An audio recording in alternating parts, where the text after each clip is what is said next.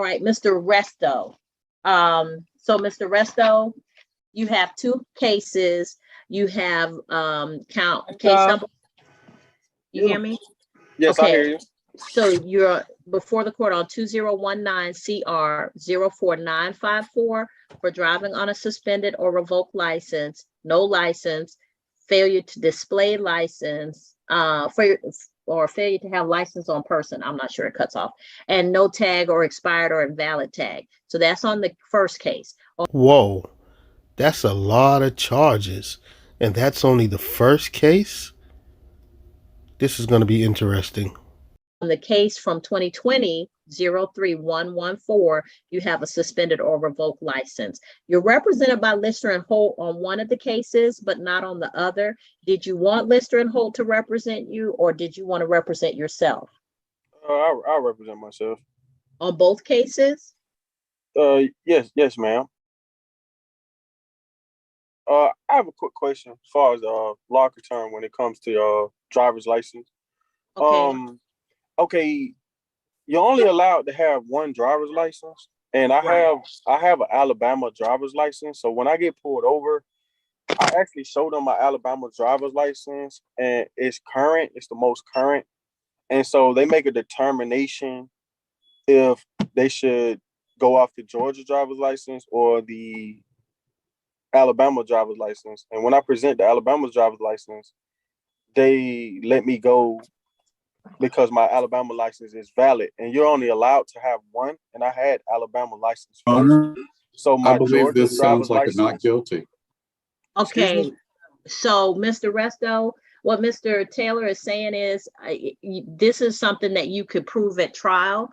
If you present that information at trial, then that means you want to go to trial instead of taking a plea. I don't know what the recommendation is. And I don't know. The recommendation was, I think I've been dealing with this case for an awful long time now. So yeah. I don't really want to go to trial. I just want to get it behind me. But I think that the recommendation, I remember the recommendation quite clear. They offered me 40 hours of community service. Is that still on the table? Okay, no, Mr. Resto, it's more than that. So let me explain why I know it's more than that. That's crazy. The prosecutor just laughed in this man's face. He must be in big trouble.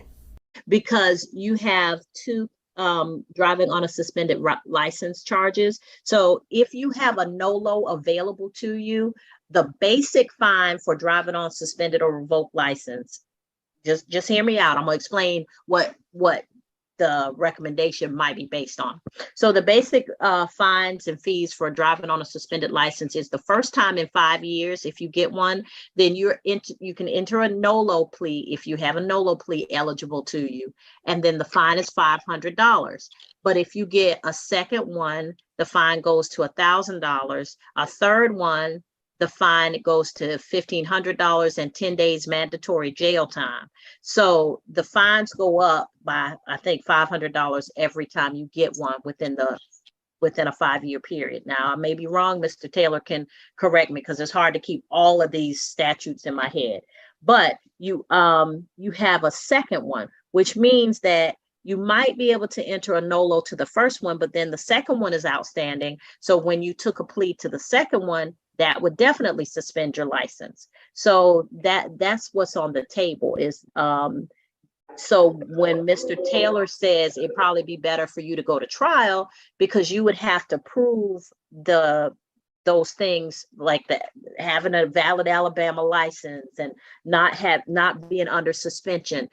Those are things that you can prove at trial, which having back-to-back driver's license suspension charges, if you plead to them, at least one of them is going to suspend your license. With all that being said, you better hire an attorney. If you don't, that will be one of the biggest mistakes that you've ever made in your life. Trust me. Okay. And the fines are hefty. So you would get a plea on the first one, and that's a $500 fine, which is $737.50. But the next one is going to be $1,000 in addition to that, and that's $1,420. So we're looking at almost $2,200.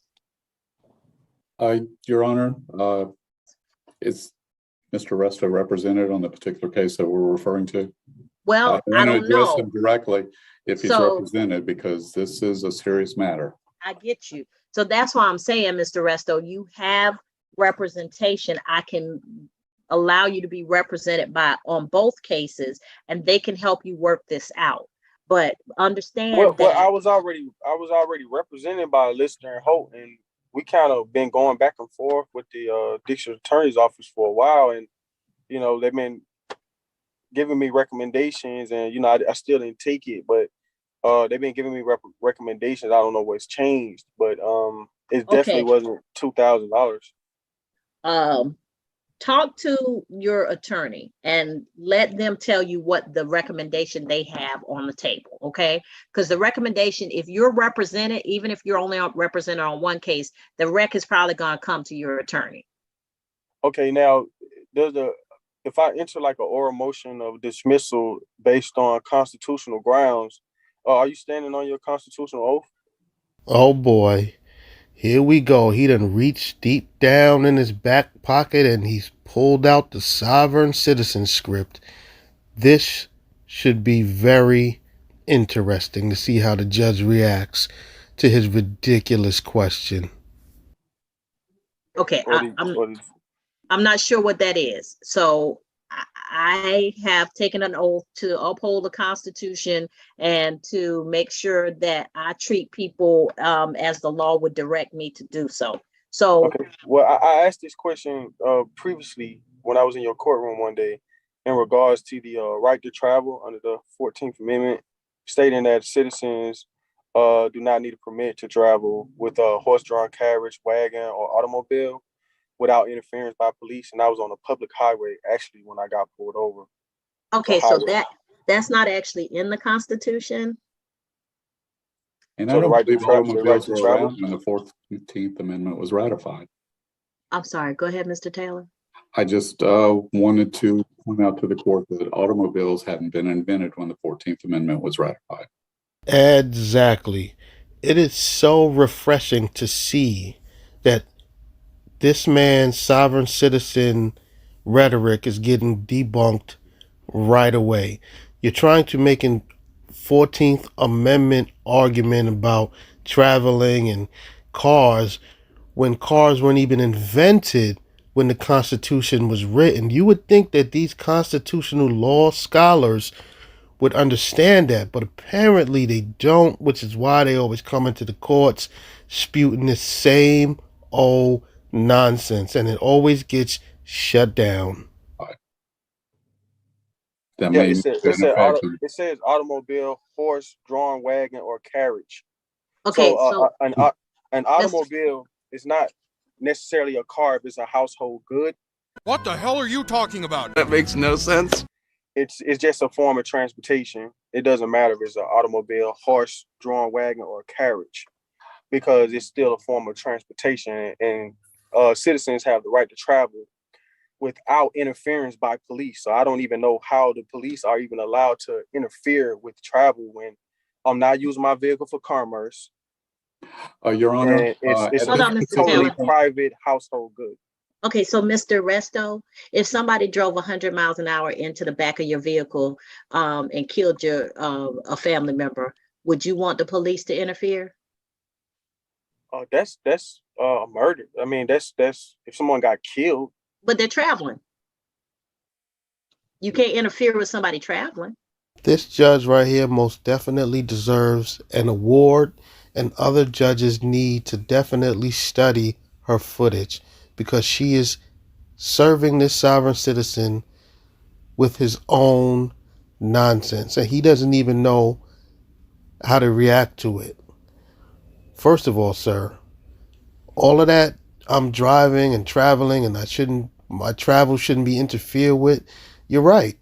Your travel shouldn't be interfered with as long as you're not operating a motor vehicle, because to do that, you need a license. So if you don't have a license, then you can't use a motor vehicle as your mode of travel. So instead, you can walk, you can ride your bike, you could take public transportation as your mode of traveling. But if you don't have a license, then you cannot operate a motor vehicle and use that as your means of traveling. Point blank, period. There's no arguments to be said. No, I mean you can't. It's stating that a police just can't interfere with your traveling, like pulling you over for a traffic violation or, a tag. But you You're want them not. to You can't. interfere if Now, somebody. if you murder somebody because of Well, it's okay. sovereign. Say you don't murder them. Say you just hurt them. Say you just damaged the vehicle. You don't want the police to interfere. No, that's when it almost becomes like an accident or a crime or whatnot. So the police can. That's not really an interference. An interference with your traveling, not an interference when two citizens engage in an accident. It's interfering with you just traveling, simply traveling. Now, police officers, as far as public servants, they have a duty to serve to the people. So if a car accident occurs, then of course public servants, as far as ambulance, as far as firemen, they will come to the scene just as a service. But for you to just interfere in my traveling is actually a violation of the Constitution. Well, sir, the Constitution and the cases that have come out of the constitutional jurisprudence allow cities and states and municipal organizations to regulate travel for the benefit of the citizens. So they can put reasonable regulations on travel, meaning you can have a license. They can grant you the privilege of having a license to drive. They can regulate how your license is seen. If you don't have a license, or if your license is suspended, they can intervene to take your license away or your privilege to drive away. It is a crime. You can be convicted of not driving under a proper license. So the government is allowed to intervene in a lot of ways with people traveling. So I'm not sure where this information comes from, but there's a lot of stuff on the internet about traveling and the 14th Amendment and horse and buggies and even maritime law. But I mean, an automobile was actually created before a driver's license was ever created. So people was actually operating their case pamphlets where people was actually operating vehicles before a driver's license ever became. That's actually, you guys are actually a conflict of interest, actually, as far as you being in cahoots with the DMV. Now, here's the thing. The judge was absolutely correct in what she just explained to the sovereign citizen. But what she didn't explain is that driving an automobile is not the only way a person can travel. So if said person doesn't have a license to operate a motor vehicle, then he can use other means to travel, such as walking, taking public transportation, riding a bike, using rollerblades. There are a number of ways to travel that doesn't involve getting behind the wheel and operating a motor vehicle. So if you are walking down the street, that will be you traveling. The police cannot interfere with your travel because you're walking. As long as you didn't commit a crime, then they cannot interrupt your travel. The problem that you're having is you want to travel by way of using an automobile, and that is regulated because you have to have a license, a valid license. And the fact that you did not have a valid license, that means you are not authorized to operate a motor vehicle as your means of traveling. Point blank, period. Period.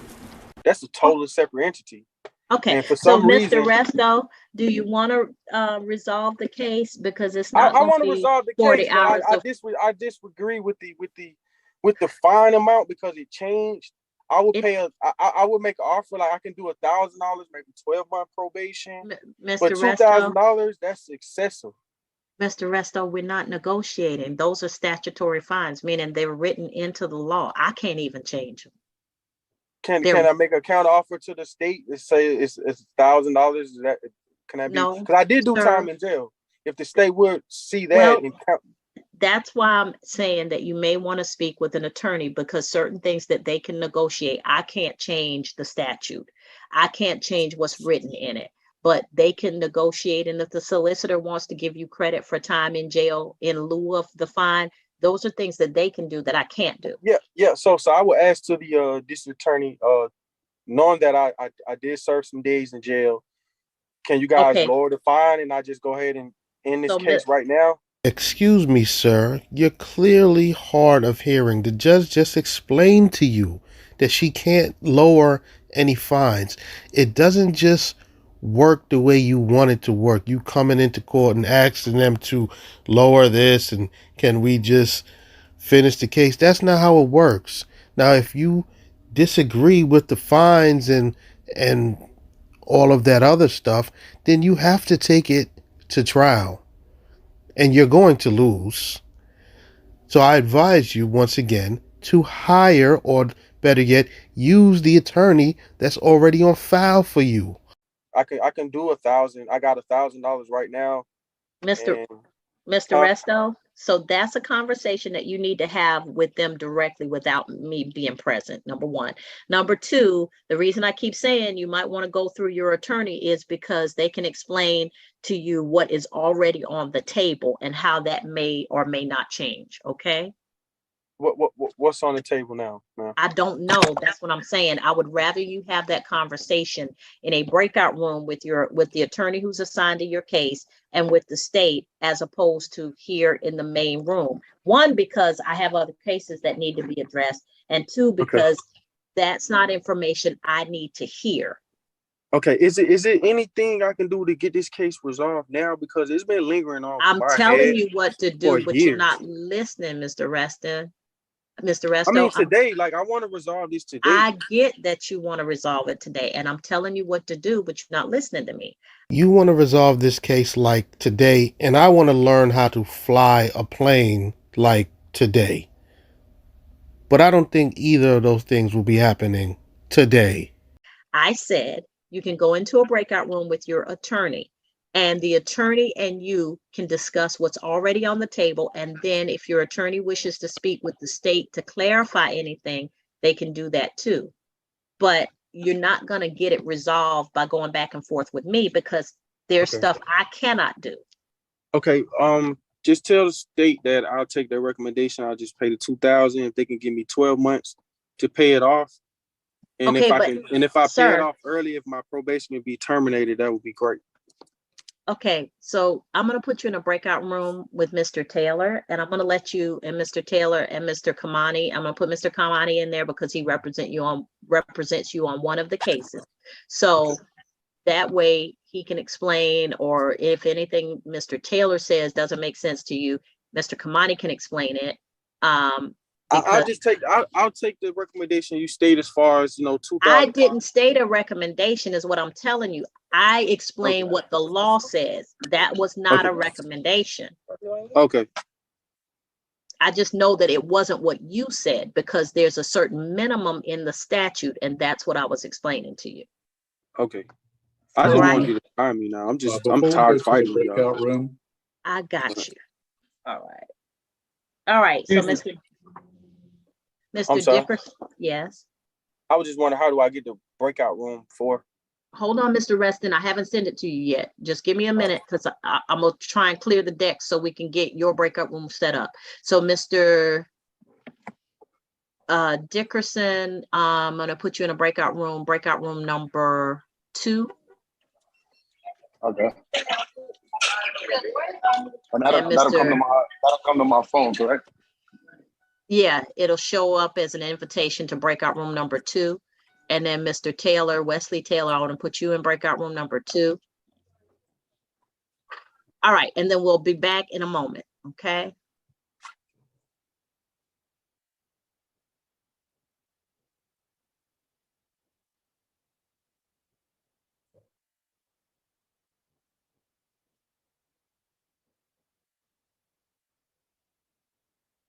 Look at this hard-headed knucklehead.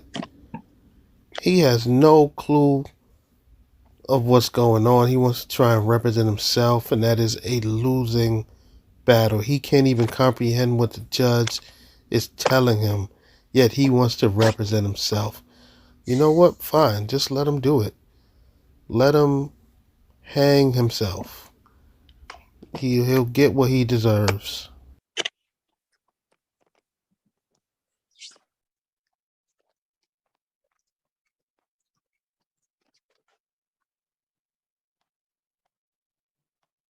This sovereign citizen's case is for driving with a suspended license, and he has the nerve to show up to court in an automobile that he was just clearly driving.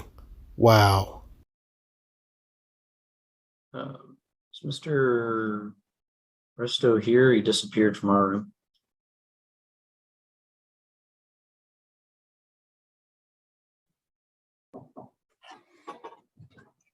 Hi, Mr. Taylor. Who are you looking for? Mr. Resto, he disappeared from our breakout room. Okay. I think the judge is going to proceed with Mr. White's motion and then maybe come back to and we can figure out what's happening with Mr. Resto. Were you able to communicate the correct and current sentence recommendation on both cases? Yes. Okay. I'm going to mute and close my video, but I'm still going to be here. If you need me, feel free to call me by phone or the chat window.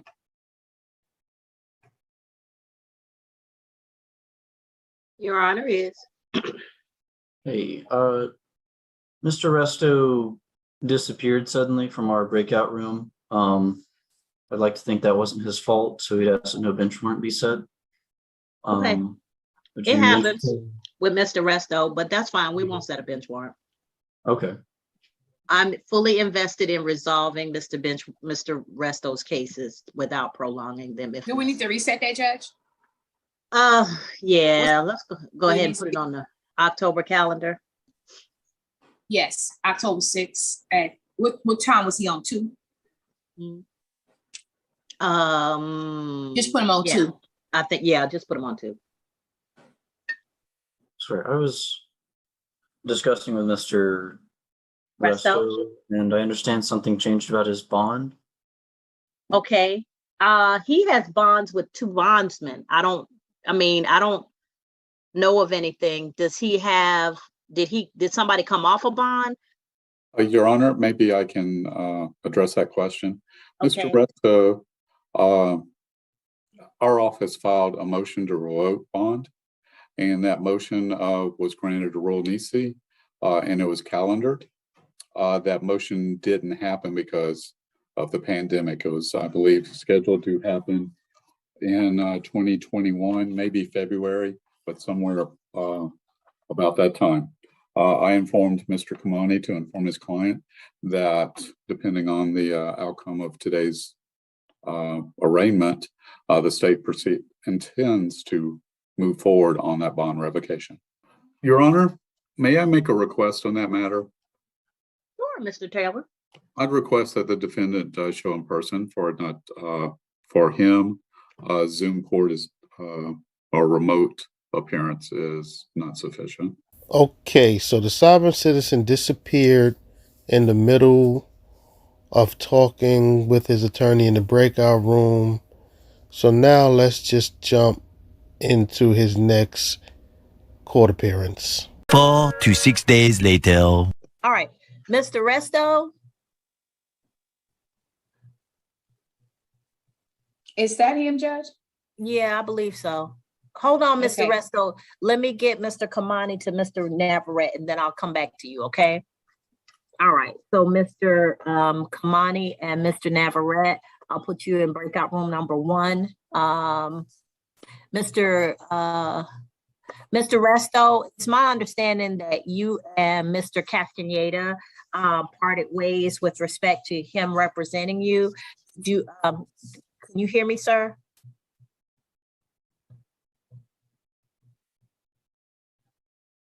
Am I frozen again? No, you're just fine, Your Honor. Can you hear me? No, Yeah, I hear you, Mr. Resto. I think I was frozen for a moment. So it's my understanding that you and Mr. Castaneda have parted ways with respect to your case? Yeah. Did he file a motion to withdraw? Yeah. Okay. Did you want to go forward without an attorney representing yourself? Yeah, it seems like the attorneys at the state appoints me. They have a very hard time of like listening to their clients, like what they have to say. Like I had a conversation with him for like maybe 5 minutes, and he was very like wanted to do what he wanted to do. He didn't want to hear what I had. These attorneys don't want to hear what you have to say because all you're doing is spewing sovereign citizen rhetoric, and it's pure garbage. They don't want to hear that crap. Or he was just telling me like I was raising concerns about the state came off of my bond, and I was trying to figure out why they came off of my bond when I show up for court. I gave him no reason to come off my bond, and he said, so when you say come off your bond, the bonding company has to do that, not the state. So I'm not sure. Like, well, they filed a motion to come off my bond. That's what he stated. Okay, is that Free at Last or Atlanta Clayton bonding? No, not Free at Last. It So was. I have that you. He stated that the state filed a motion with your court, stating that they wanted to come off my bond to where, basically, I would have warrant on me. Okay, Miss John VA, do you have any outstanding bench warrants for Mr. Resto? I don't recall signing any, but I may have. Did the state file any motions in regards to that? No. Okay, I did. So just Your Honor, I didn't know that he was back. I'd already given the file to my assistant. She said she had just sent off the bench warrant to you as well, I think. So I didn't think. Okay. All right. So yeah, Mr. Resto, you're here. So I haven't signed anything yet. Okay. Does the state have any intentions on trying to come off my bond? No, so sir, they don't come off your bond unless you fail to appear. My understanding is you had a medical excuse for being late today, so you contacted. Yeah, I'm actually still at the hospital. I just had a minor surgery. Okay, so Miss Val has allowed you to come on to the call today because she knew that you had a medical issue. So we can deal with your case today, or we can give you a continuance until December 6th, but nobody's coming off the bond and the bench warrant will not be signed. Okay. I want to handle this today. It's kind of been lingering over my head for some years now. I'm really tired of it. And but I hear that the state is trying to like give me like 10 days in jail, and that would like absolutely ruin my business, my life. So I have a 2-year-old son, and I'm a single father. But listen to me carefully. So, excuse me, sir, but you should have thought of your family and your 2-year-old son before you jump behind the wheel with a suspended license. So don't try to play the sympathy card. Get out of here with that crap. So here's the thing about at least one of the charges that you have on both cases, which is the driving on suspended or revoked license. That's what we call a statutory charge, which means that the penalty is set in the law. So the state can't really deviate from that. So if it asks for 10 days, then it's mandatory. And you got 2 of those charges, which is why I keep giving you counsel, because they know how to explain it and they know what to request for the best effect in your case. The only thing I can tell you is that with you having a driving on a suspended or revoked license on the case, the 2019 case, and then another one on the 2020 case, then what's going to happen, generally, what I've seen happen in the past, not particularly with you, is that if you plead a nolo to one case, you still have to plead a guilty to the other. That'll still be a second in 5 years or more if you have other driving on suspended or revoked license. And the statute is set. So the first time is, I believe, 12 months to serve 48 hours, a $500 fine. They can give you credit for time served or suspend the service of the 48 hours if they wish to. The second time is 12 months to serve 10 days, then a $1,000 fine. The third time is 12 months, 10 days mandatory. So you have to spend the 10 days in jail, and then a $1,500 fine. And the fourth time is a felony. So have I explained it properly?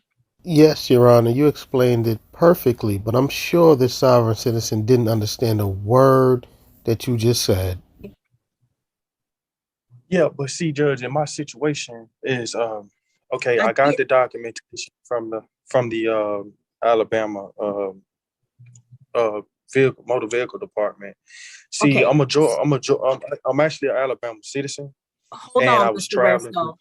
Hold on. Let me put you in a breakout room with me and the state so we can hear what you're saying, but we're not putting it all out there in case you want to make a different decision, okay?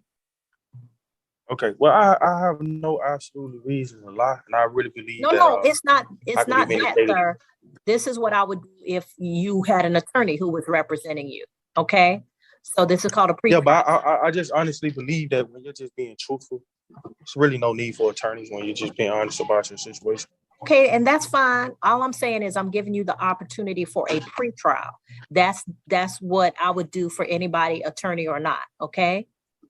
So, Okay. Ms. Baker, is this your case or is this Ms. Janvier's case? I believe this is Ms. Janvier, but I would like to be added to the breakout room. Okay, no problem. So Ms. Janvier is in breakout room number 5. I'm going to put Mr. Resto in breakout room number 5. Then Ms. Baker, I'll put you in breakout room number 5, and then I'll join. All right, so Mr. Resto, if you'll join, and I'll be in there in a moment. Okay, so Mr. Resto's there. All right, everybody's there. I'm joining.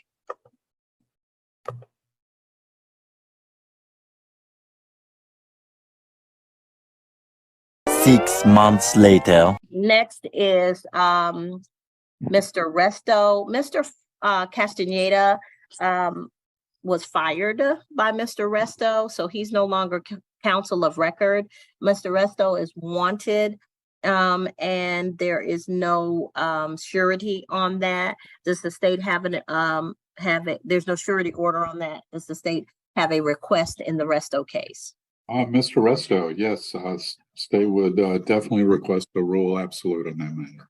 Okay, on both cases, a rule absolute will be granted. Thank you, Your Honor. So we just followed Mr. Resto through 3 court dates, and it is evident that his sovereign citizen lifestyle has led him the wrong way. Now he has a warrant for his arrest. And this is what happens when you try to do things the sovereign citizen way. You eventually find yourself in jail. And that's where Mr. Resto will eventually find himself, in prison.